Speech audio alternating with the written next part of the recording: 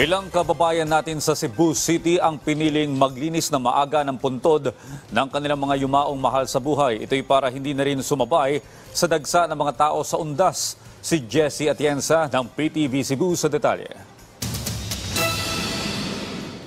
Isang linggo bago ang undas, pinapaayos na ni Nanay Imelda ang lapida ng kanyang yumaong asawa. Ayaw na niyang makisabay sa pagdagsa ng mas maraming tao sa sementeryo. Para hindi pa masikip ang paligid, sir. Para may lugar pa kami makaparosaryo at saka magpamisa. Ayaw sumabay sa dami ng tao sa mga susunod na araw? Opo, sir, kasi magulo na masyado, sir. Inagahan na rin ng ilan ang paglilinis at pagpapaayos ng mga nicho ng kanilang mga mahal sa buhay. Dagsa na rin ang mga nais magpamisa sa mismong araw ng undas.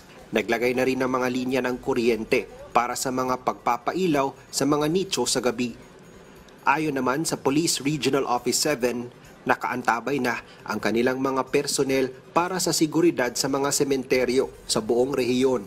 As usual, no, lahat ng mga cemeteries we will be able to deploy appropriate number of police officers. In fact, yung security design natin, yung mga madi-deploy for the elections, most of them will be also deployed for the UNDAS 2023.